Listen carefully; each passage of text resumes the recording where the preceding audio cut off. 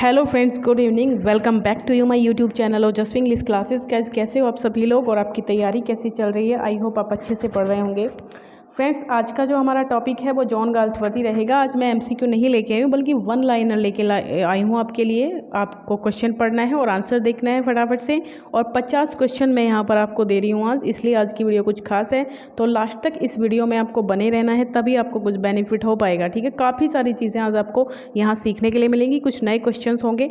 ठीक है, तो गाइज एक चीज़ और बताना चाहती हूँ, मैंने LT ग्रेड की भी मैं तैयारी शुरू कराना चाहती हूँ। अब TCT PGT को तो हम कर ही रहे हैं कवर धीरे धीरे, लेकिन जो LT के जो टॉपिक्स हैं वो बीच बीच में मैं सोच रही हूँ वो भी आपको देती रहूँ, क्योंकि आपको पता है कि कुछ राइटर्स तो हमारे कॉमन हैं, कुछ टॉपिक हमारे कॉमन है जो हमको TCT PGT LT तीनों में ही पढ़ने हैं, और कुछ चीज़ें यहाँ पे कुछ अलग हैं। तो मैं चाहती हूँ कि 1 बाय 1 वो पॉइंट्स भी मैं आपको वो टॉपिक्स भी कराती रहूँ। ठीक है, तो आप में से जो लोग LT की तैयारी कर रहे हैं तो वो कमेंट बॉक्स में प्लीज़ कमेंट करिएगा कि क्या आप रेडी हैं LT ग्रेड की प्रिपरेशन के लिए, और कमेंट ज़रूर कर दीजिएगा जिससे मुझे पता चल जाए। ठीक है, और गाइस सब्सक्राइब कर लीजिए चैनल को। अगर TCT PGT LT हरियाणा या फिर MP कहीं के भी TCT PGT की आप लोग तैयारी करें तो ये वीडियो आपके लिए बहुत बेनिफिशियल रहेगा। ठीक है, चलिए शुरू करते हैं गाइस आज का हमारे टॉपिक और देखते हैं क्या है इसके अंदर। Galsworthy met him in 1893 and formed a lifelong friendship with him. Identify. कौन वो बंदा है जो 1893 में उससे मुलाकात हुई थी गाल्सवर्दी की और लाइफ लॉन्ग फ्रेंडशिप उसके साथ हो गई? तो यहाँ पे आंसर हो जाएगा जोसेफ कॉनरैड।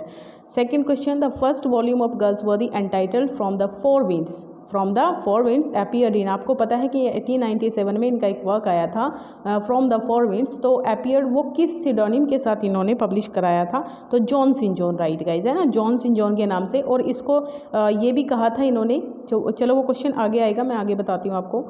थर्ड है, I read in various chamber, practised almost not at all and disliked my profession thoroughly. किसने कही है ये बात? तो ये लाइन गाइज गाल्सवर्दी की है, इसको अच्छे से देख लीजिए। I read in various chamber, practised almost not at all and disliked my profession thoroughly.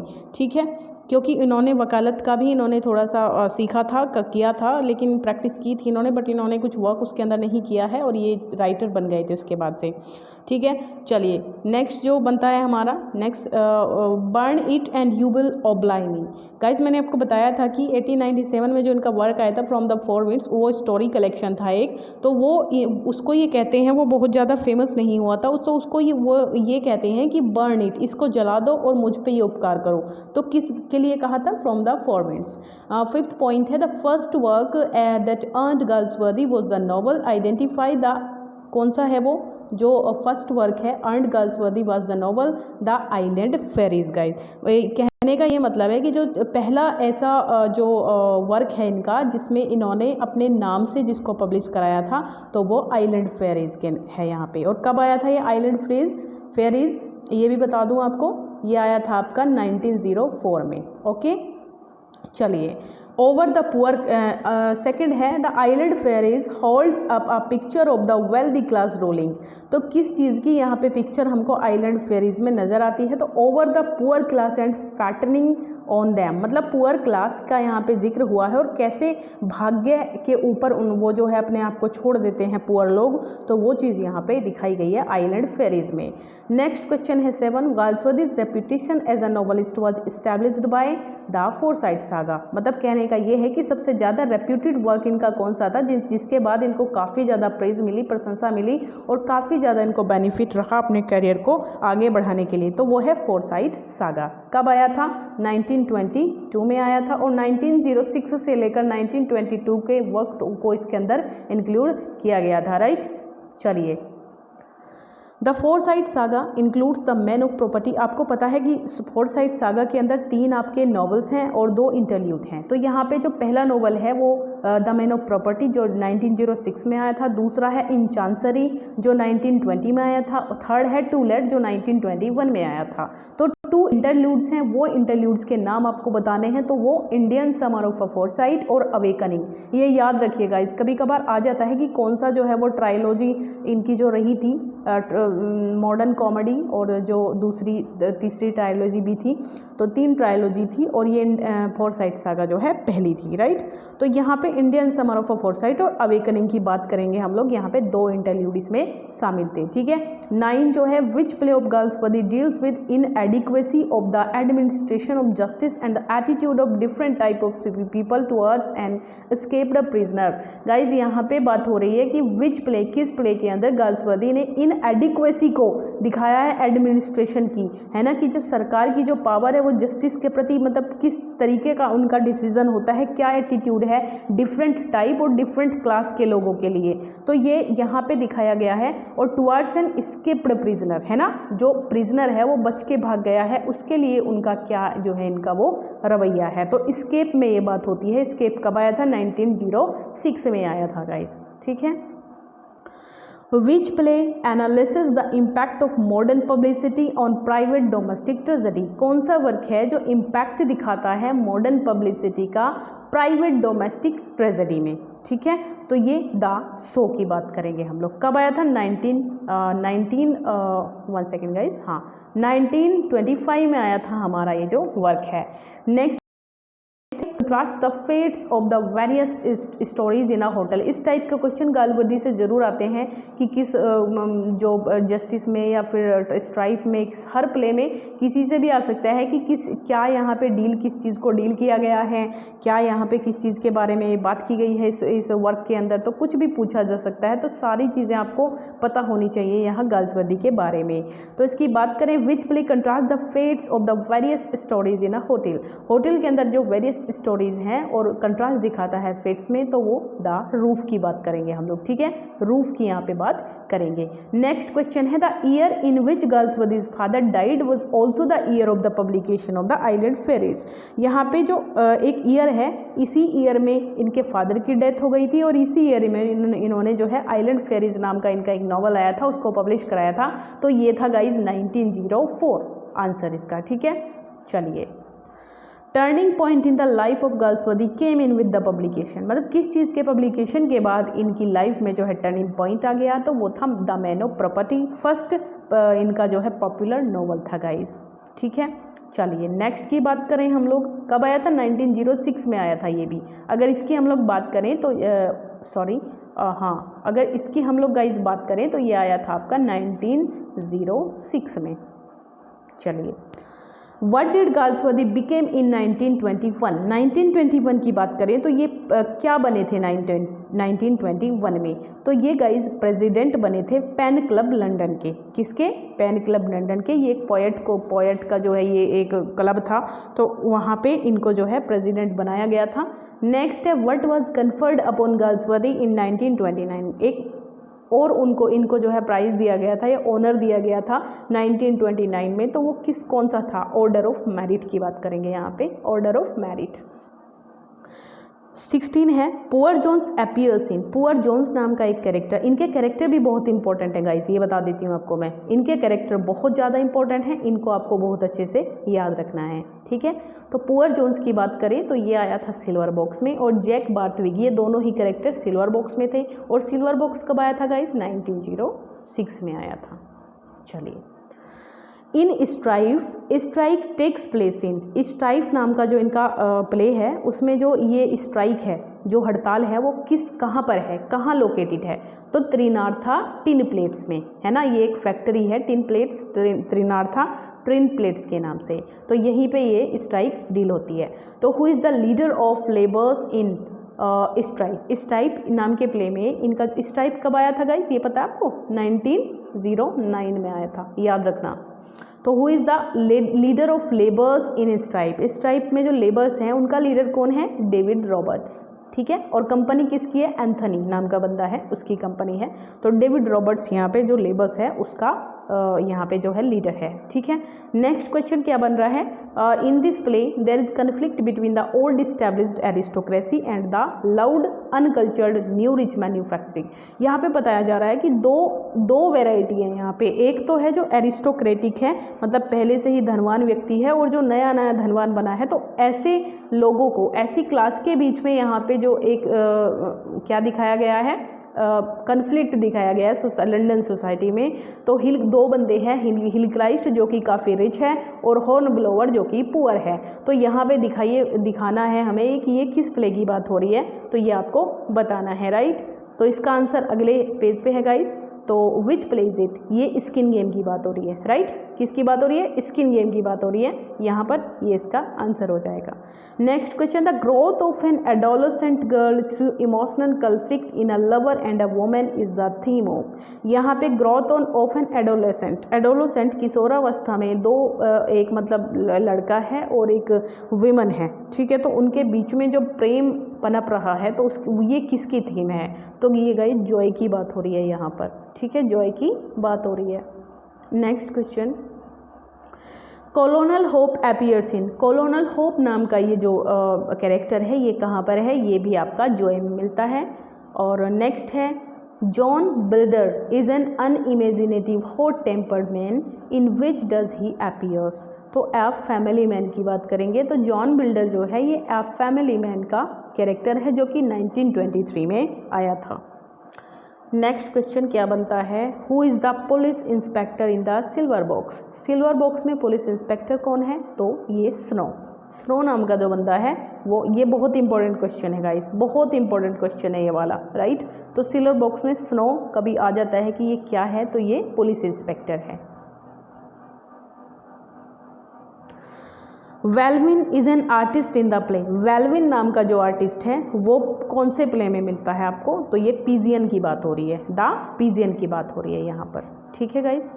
Next है, why don't you recognise once and for all that these people are man like yourselves and want what's good for them just as you want what's good for you bitterly your motor cars and champagne 8 course dinners who speak this lines. तो Harness बोल रही है यहाँ इस type में, ये बात कौन बोल रही है, हार्नेस बोल रही है इस टाइप में। हार्नेस कौन है, ये एंथनी नाम का जो ये मालिक है उस 13 प्लेट का, उसकी बेटी है हार्नेस, राइट। चलिए, you may break the body but ye can not break the spirit, get back to London, the man have nothing for ye who says. इस लाइन को कौन बोल रहा है, इस स्ट्राइफ के अंदर रॉबर्ट्स इस लाइन को बोलता है कि ये में ब्रेक द बॉडी को तोड़ दो बट तुम हमारी जो स्पिरिट है उसको नहीं तोड़ पाओगे, ठीक है। तो the man have nothing for you, और इसके अलावा व्यक्ति के पास और कुछ भी नहीं होता है, तो हम नहीं झुकेंगे, राइट। ये अपना कुछ इनका मसला था, ये अपना कुछ बोनस बढ़ाना चाहते थे, तो उस चक्कर में इनकी हड़ताल थी। चलिए, waiting that's what a woman has to do who speaks. ये कौन बोलता है, तो ये मेज़ बोलती है इस टाइप में। मेज़ नाम की एक फीमेल कैरेक्टर है, ये इस लाइन को बोलती है, waiting that's what a woman has to do. मतलब एक औरत क्या कर सकती है, बस वेट कर सकती है, राइट। Sorry guys.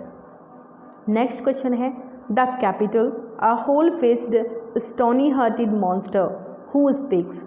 तो ये the capital a white faced stony hearted monster किसको बोला गया है, हु स्पीक्स, और कौन बोलता है गाइस। तो इसकी अगर हम लोग बात करें तो ये लाइन बोली जा रही है रॉबर्ट्स के द्वारा एंथनी के बारे में। वाइट फेस्ड मॉन्स्टर किसको कहा गया है, एंथनी को कहा गया है, रॉबर्ट्स ने, जो लेबर्स का लीडर था। तो गाइज अगर आपने स्ट्राइफ नहीं पढ़ा है ना, तो आपको मेरी जो प्लेलिस्ट है, जो जॉन गाल्सवर्दी के जो सारे मैंने पढ़े हैं प्ले वगैरह नॉवल, तो वहाँ पे आपको मिल जाएगा ये वर्क इनका। तो अगर आपको डिटेल में इसको पढ़ना है, इसकी समरी को पढ़ना है, तो आप मेरे चैनल पे विजिट करके वहाँ पे देख सकते हो, राइट। मैंने सारे जो जॉन गाल्सवर्दी के इंपॉर्टेंट प्ले या नॉवल हैं वो मैंने सारे डाले हुए हैं, तो आप पढ़ सकते हो, ठीक है।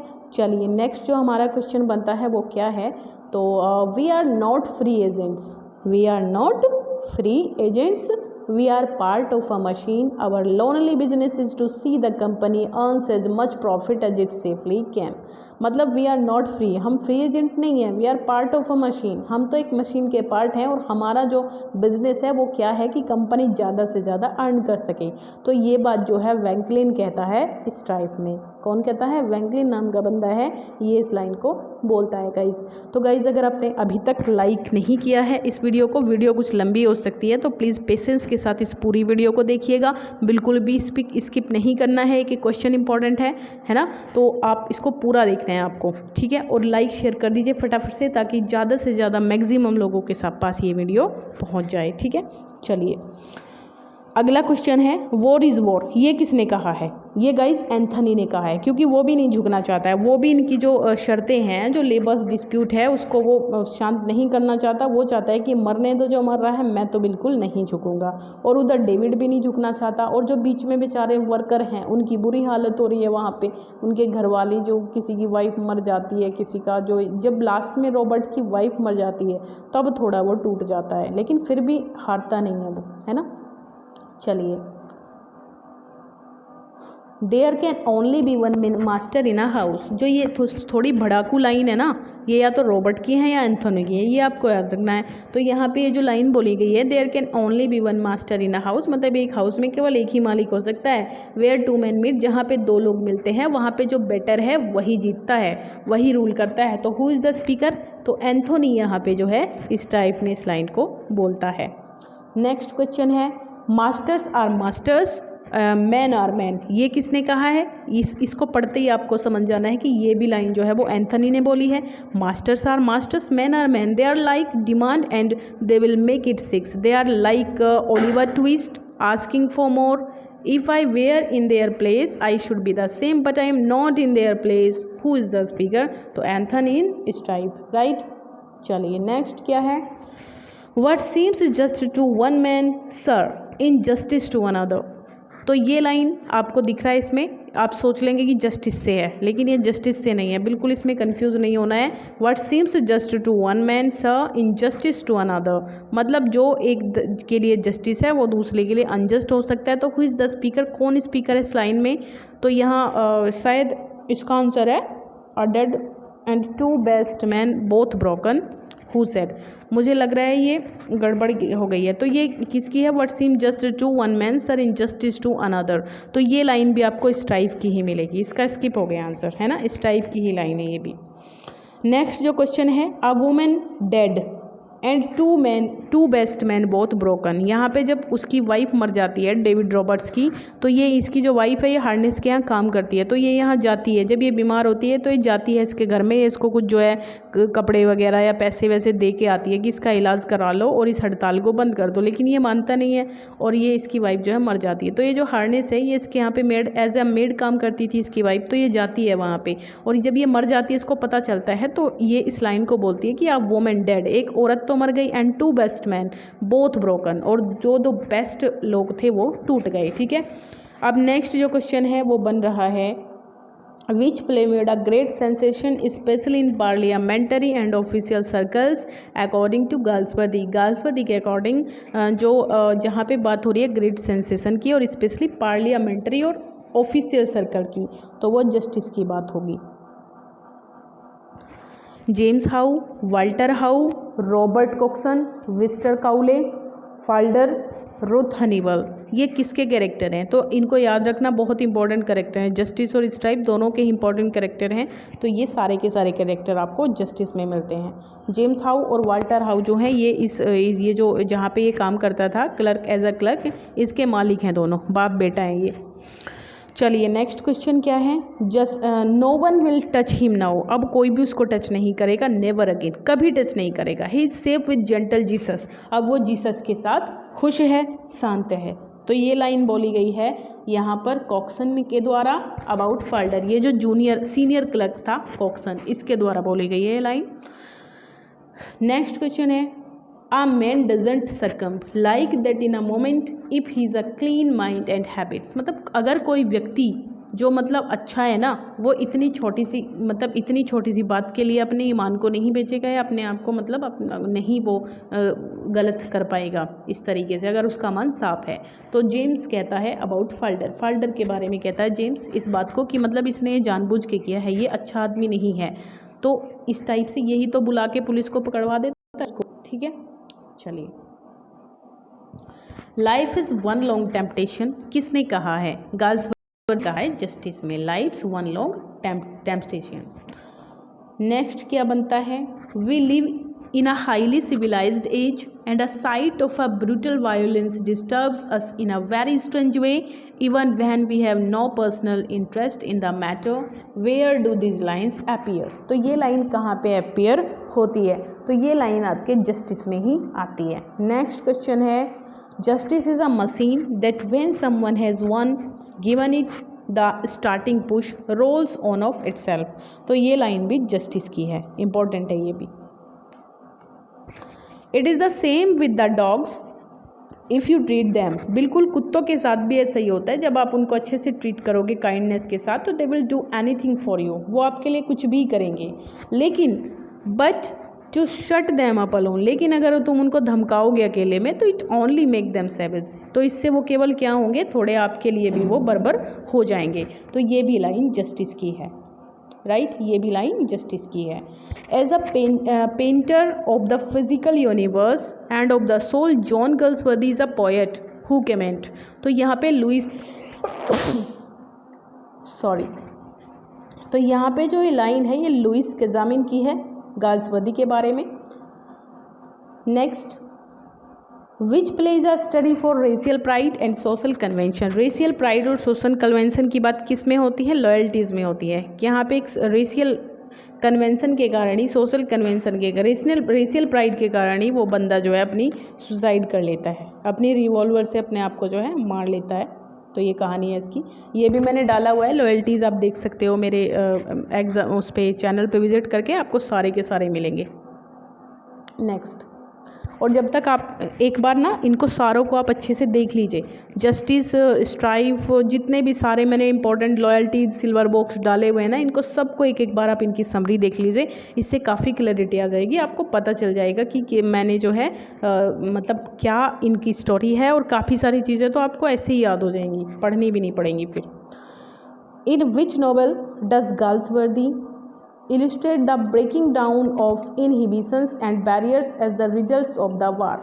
तो किस प्ले में, किस अपने जो है वर्क में जॉन गाल्सवर्दी इलस्ट्रेट कर रहे हैं breaking down of inhibitions and barriers, जो बैरियर होते हैं रिजल्ट्स ऑफ वार, है ना, वार में युद्ध के बाद जो चीज़ें घटित होती हैं या युद्ध के दौरान, तो ये सेंस प्रोग्रेस की बात हो रही है यहाँ पर। वी हैव टू लव, ठीक है, we have to love because we love loving. तो ये बहुत प्यारी लाइन है और ये आपको बहुत आसानी से इसको गैस कर सकते हो। अ बिट ऑफ लव, इसके आंसर में भी लव है, तो a bit of love.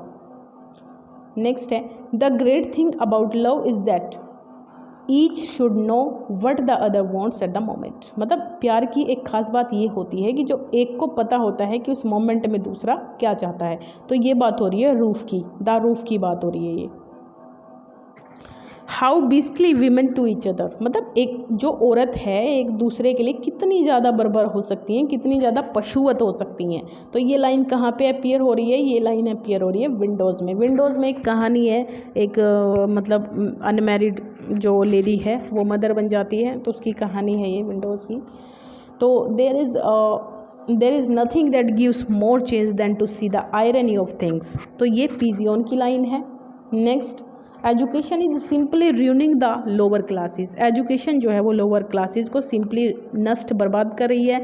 It is अनसेटल्स them, ये उनको अनसेटल कर देती है। मतलब ना तो फिर वो कर पाते हैं, मतलब ना तो वो फिर मजदूरी कर पाते हैं, श्रम कर पाते हैं, और ना ही वो इस्टेब्लिश हो पाते हैं अच्छे से, तो वो उनको बिगाड़ देती है। The worst for us all, ये हम सब के लिए बेकार है। तो I see an enormous different in the manner of servants, right. तो ये सिल्वर बॉक्स है गाइस, ये सिल्वर बॉक्स की लाइन है, इसको आपको याद रखना है। चलिए, तो यही थे हमारे आज के 51 liner exam points. I hope आपको बहुत अच्छे से समझ में आ गए होंगे। एंड अगर आप देखना चाहते हैं और भी वीडियोज़ गाल्सवर्दी से रिलेटेड, तो बहुत सारी वीडियो पड़ी हुई हैं, आपकी तैयारी बेहतरीन हो सकती है अगर आप सारी वीडियोज़ को एक एक बार देख लेंगे, ठीक है। तो नेक्स्ट वीडियो में जल्दी ही मुलाकात होती है, देखती हूँ क्या टॉपिक लेके आती हूँ आपके लिए। तब तक पढ़ते रहिए। Okay, bye bye, take care.